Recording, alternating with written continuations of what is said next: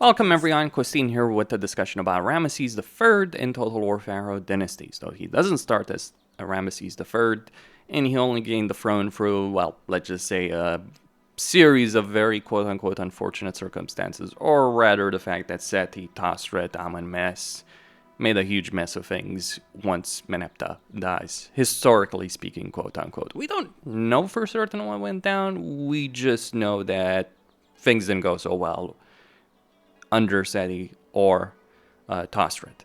Regardless of that, Ramesses is designed to be kind of like the beginner campaign, the tutorial campaign, but I would firmly recommend you don't play this campaign as your initial one, especially if you're a newer player. Like, you can play tutorial mode, low difficulty, sure, but I don't think you're necessarily going to learn the best lessons. I personally only play on legendary difficulty, higher difficulties, and yes, campaign customization is a powerful tool, but you still have very significant benefits that are given to the AI on legendary.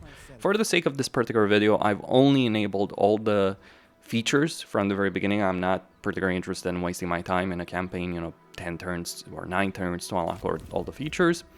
And I've disabled Iron Man mode just for the ease of recording. By the way, I'd recommend disabling Iron Man mode because you can lose your saves. Like, there are people who are reporting crashes on the intern, for instance. So just bear that in mind. Now, Ramesses does have some very significant strengths. He does start with a massive cache of resources, even if he's not generating any stone or gold from the very beginning, but he still has a lot of it from the start of his campaign. And you can gain a lot more. Then he has the ability of getting Commoner's Graveyard, which gives him happiness and influence in his province. He has the Winery for resources, happiness, and workforce growth. And he has the Military Office for recruitment rank to units and generals, as well as the Medjay units from his command. The way his commands work is that you can use an active command to allow your armies to force march to a location, use it to attack a particular enemy. It can be really powerful, undeniably so.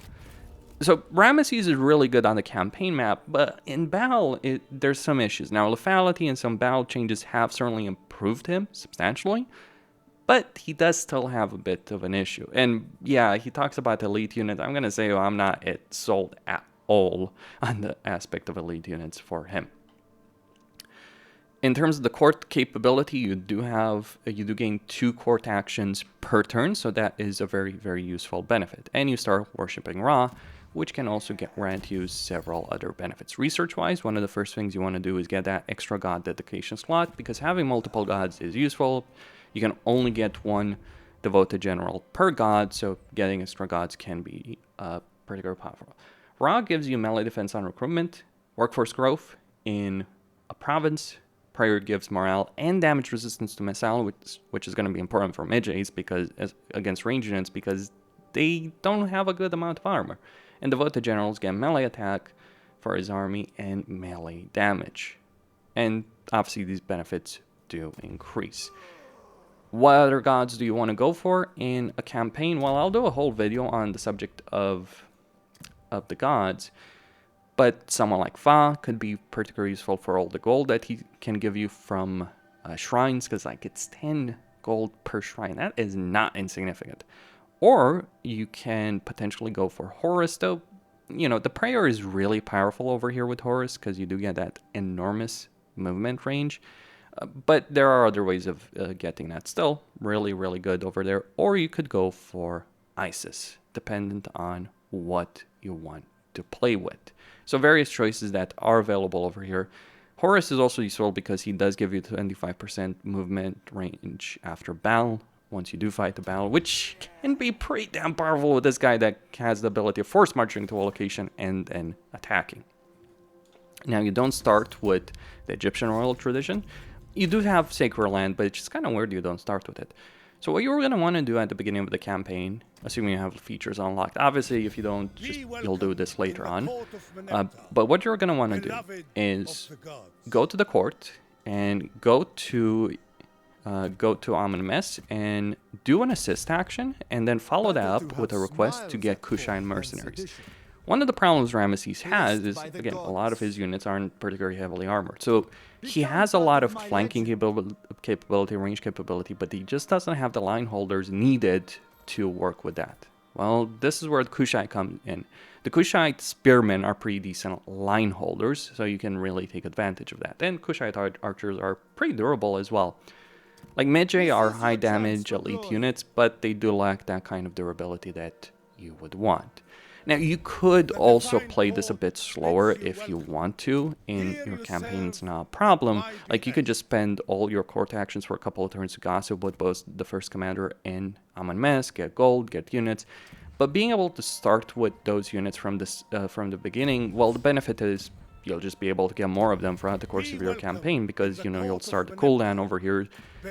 So by turn 5, you'll be able to get 2 sets of these units, which can really help you out. In terms of Ancient Legacy, what you want to pick is the Merchant.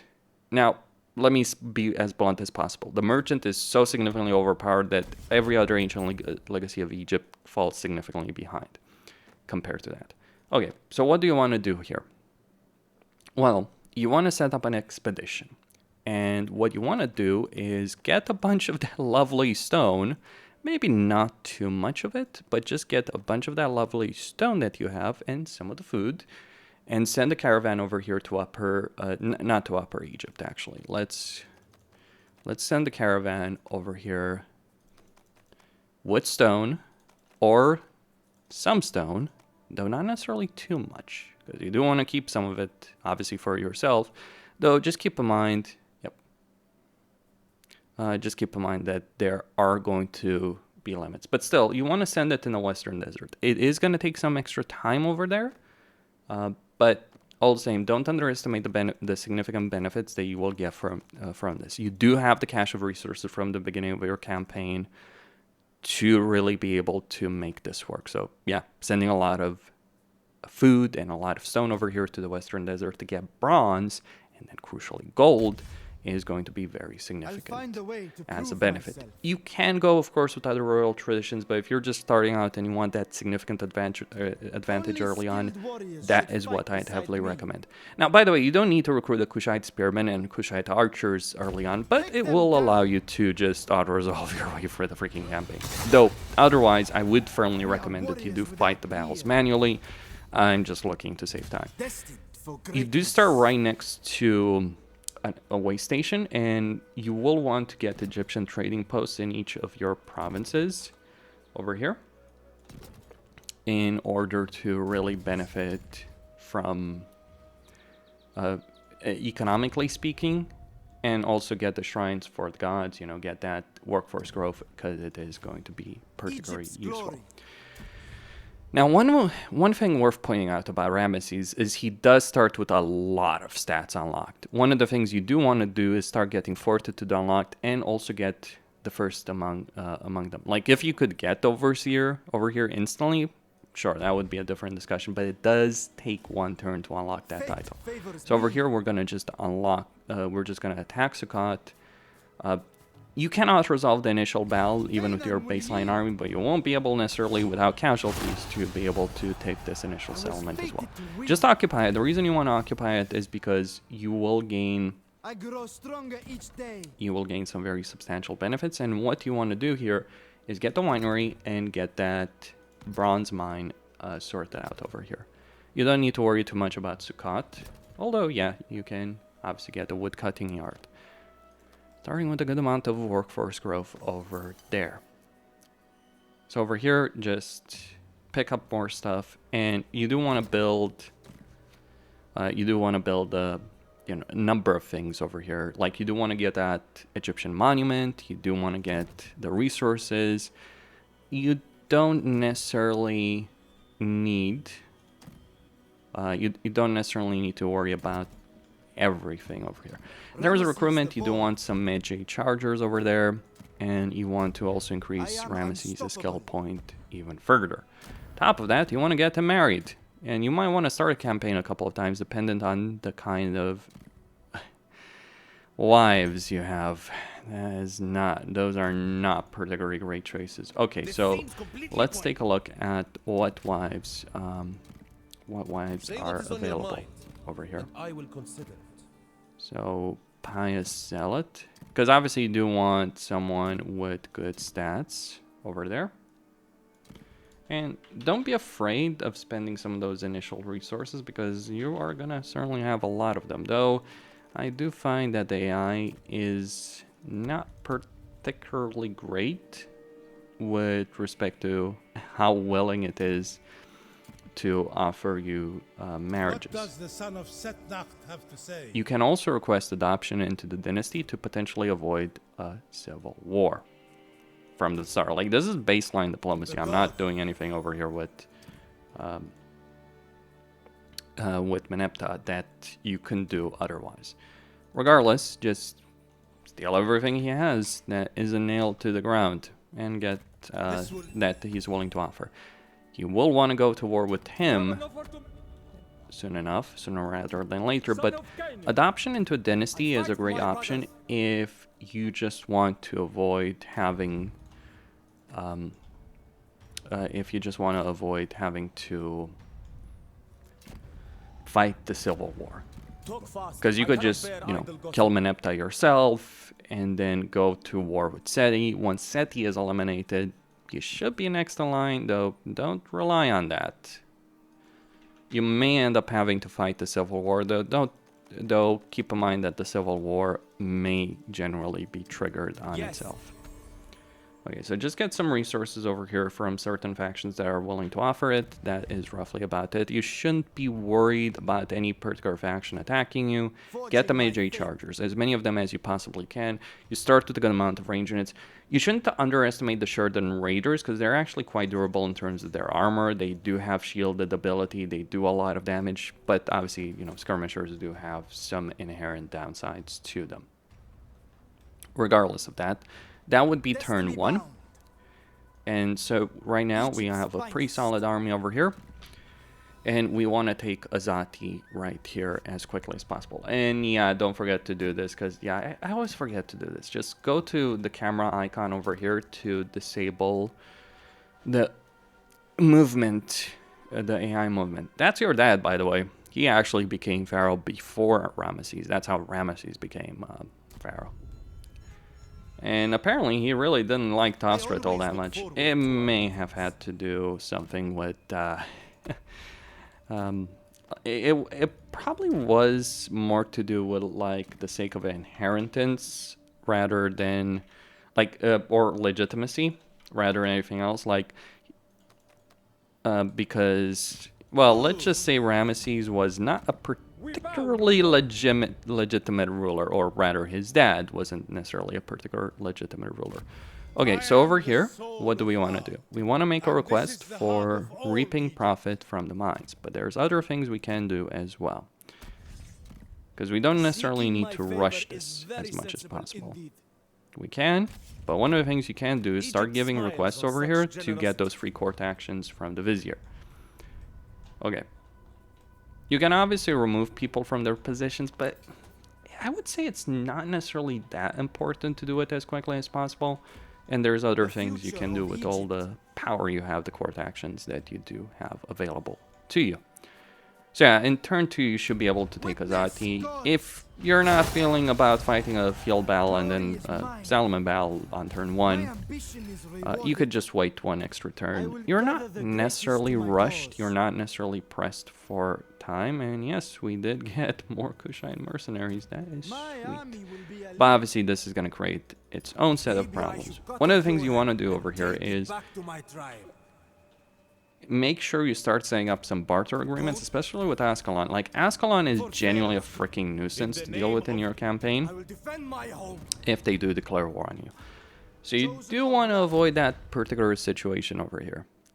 And you do start with a good amount of movement range, so that's not really going to be a problem. Caravan will be arriving in the territory next turn. Let's take a look at what we have over here. Devout Warrior. Okay. So just get a marriage sorted out. Make sure you pick a good wife that's actually going to give you some tangible benefits over here. What else do we want to do here?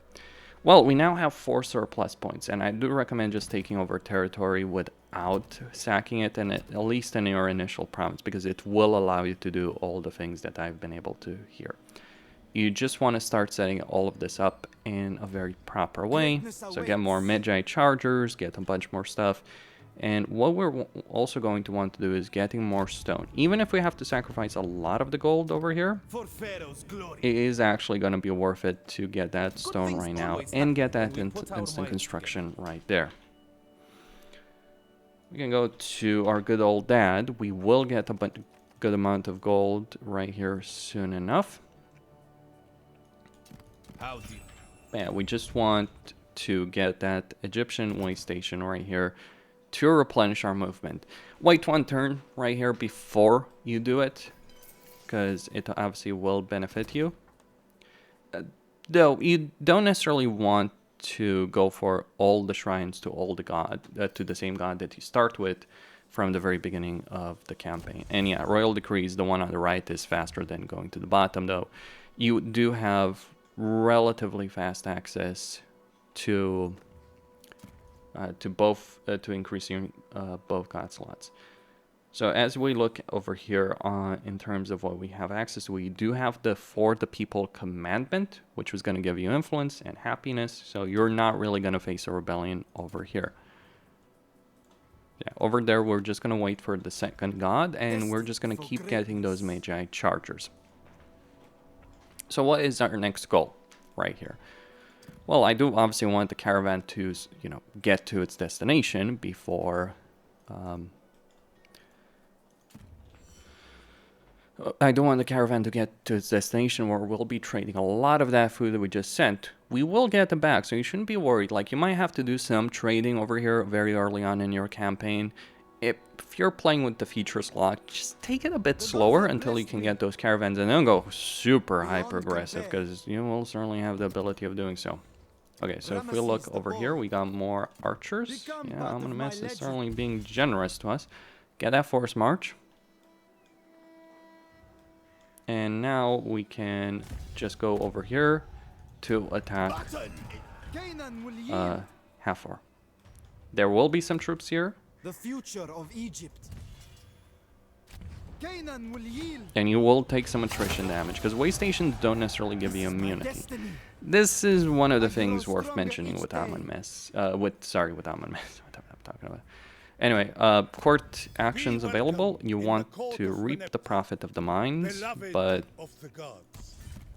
you also want to keep getting those actions. So we got some gold, we got all of that back.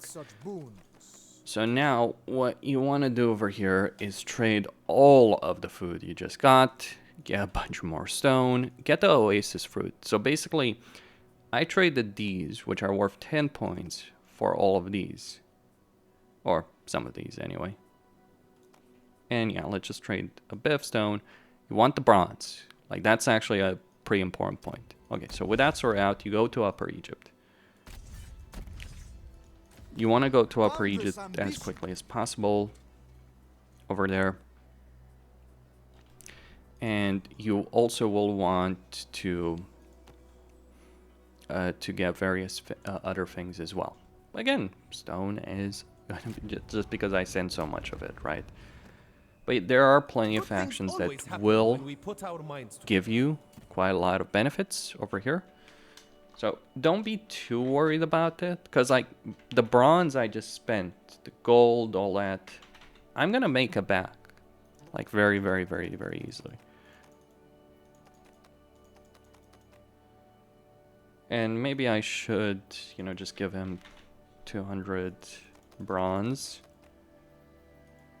maybe 300. Give a good old daddy. Now that all will remember. Okay, so they're willing to surrender over there. Spare your breath. And so one of the reasons you want to do these kind of declarations of war early on is because you can get a bit of resources over here from various factions. Proud. I fight for my brothers. You can also get some deals over here. Though keep in mind, Ascalon is not really gonna like you for it. So just keep that barter agreement up, because if they break it, they're gonna suffer for it. Okay. And at this stage, you do want to change the title that Ramesses does start with, right here, to Where is it? There we go. You want to get this one. You want that desert attrition immunity over here as quickly as possible. Don't be too worried about recruiting more units. Plenty of opportunities that will exist over here. Okay, so you don't want to keep increasing the resources, but you also want to save points because you want to get this bronze location as high level as possible, as quickly as possible. So just because you can build something in a turn does not necessarily mean it's worth it. Now, other things you will want to do, dependent on if you're willing to risk potential bankruptcy in your faction. But one of the things you can do, and maybe should do, is start recruiting more units. Go for Medjay archers to replace some of the archers that Ramesses has picked up. And over here, we're just going to wait because, like, yeah, we do want to get this one to a higher tier as quickly as possible over here. We got a good amount of stone. Over here, we're just going to get that legitimacy. It's always important to build the Egyptian monument as quickly as possible. So what we're going to want here... There we go. Although we could probably swap them out because that's going to be faster, so I'll be able to just use some gold next turn in order to make that happen. Now you can see that I haven't used the active command because I got enough movement range from the instant construction over here. Now look, if you're not, again, if you're not starting with features unlocked, like, yeah, you might spend more time, recruit more Magi, all that. Basic units will be able to defeat these enemies. The key to defeating the AI is not necessarily having the most elite army, it's moving fast. Like, far faster than the AI can keep up with you. That is actually the critical point of all of this. So what we're gonna do now, finish. No, that is absolutely not worth it. Later on, sure. Now, not so much. Okay. So what we want to do is we want to go gossip, make a request of connections. Very well. I am not opposed to helping. Get that regard, get those elite warriors. And gossip with Mess. And this has given us some elite units, crucially the infantry. Okay, so we want to move to that location right there. And over here, what you may want to do, like, just go for the workforce growth. You have enough capability.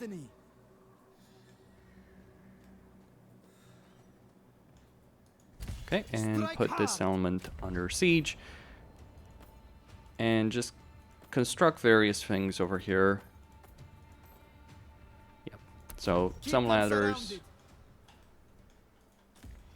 I serve Egypt. Okay, just get that upkeep benefit. You can make of this what you will, in terms of how it feels like to constantly have to go to various shrines for various benefits. Regardless, sell some of the stone, specifically the regular stone. You do want to keep the granite blocks yourself. But what we're really here for is gold. You can sell one of the granite blocks, it's no problem. But we just want two things. We want the gold, we want the food. That's really what we're after over here. So we just got a lot of food, a lot of gold, a lot of bronze, and a lot of stone. And this is kind of the caravan route that you are going to want to go for. Now, of course, at this point, you know, I'm obviously running out of resources, so that ain't particularly great. But it's not really going to be as much of a problem. So just take a look at what kind of deals are available. Let's take a look at who needs wood and has a lot of I always look forward to our food, because that is the only thing we're really interested in right now. Well, good old daddy is going to give us everything we want. Maybe even got the gold we want. He doesn't have a lot of it, but certainly, like, it's fine to be in a food deficit for a lot of your campaign. That is okay.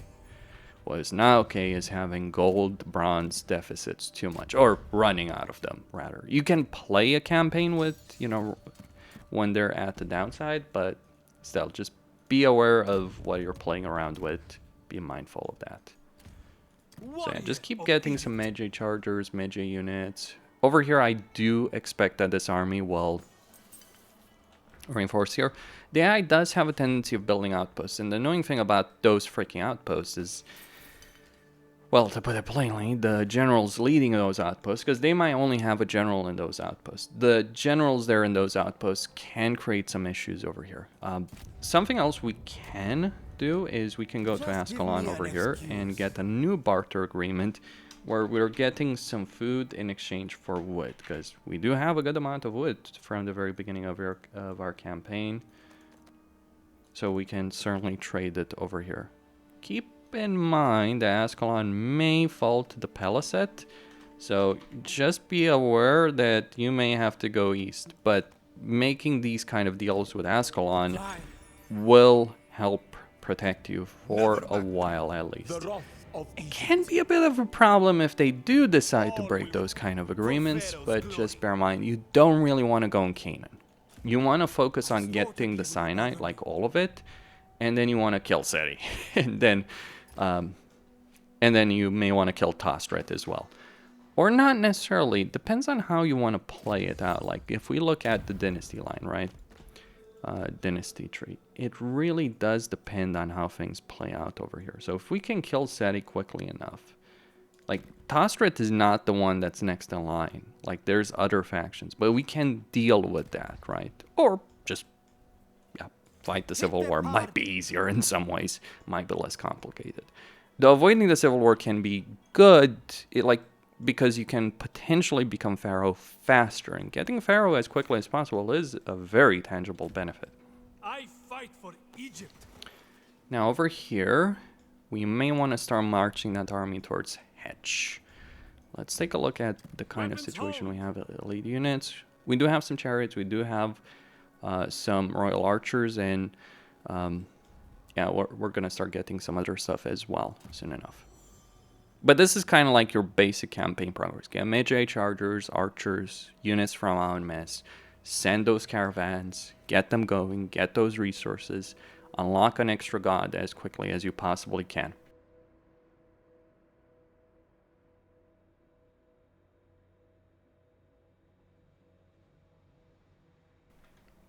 And you'll be on a strong path of success. Alright, they retreated because obviously they don't stand a chance against us.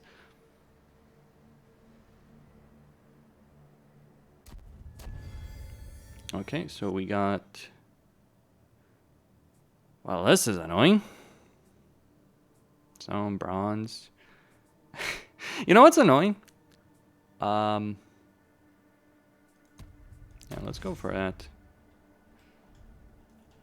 Because you may forget what exactly each particular region may have on offer. That's the annoying thing right there. On we go. Now be mindful of the freaking desert over here. Getting a marriage proposal can be particularly useful. So okay, that's gonna level up. Again, you don't necessarily want to get this as fast as possible. So more court actions. We're turn 5. We're in a strong position. So you can also see the Kushite mercenaries are going to be available next turn. There's also other things you can do over here, like getting various favor or, you know, plot assassination, all that. Keep an eye out for the court, because, yeah, there's the possibility of plots being used against you. So this would be easy enough to actually win in a real situation. I personally do... Oh, so I forgot to turn off Iron Man. Great! Good job, Costin.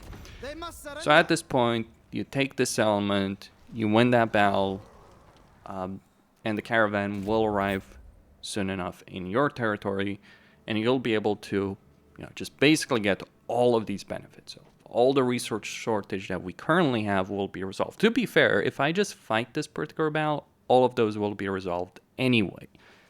But yeah, so we spent a good amount of food to get all of this, but we're actually, like, what's the math here, right?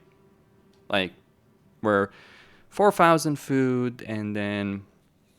No, we're over 5,000 food and 1,200 stone, as well as 900 gold and 400 bronze. Those are the kind of resources that we have. What do you want to build over here? Get the Magi barracks as high up as possible, and get the elite Magi warriors with elite Magi archers. That's what you want to do there. In fact, and so I will be able to have all of that sorted out next turn.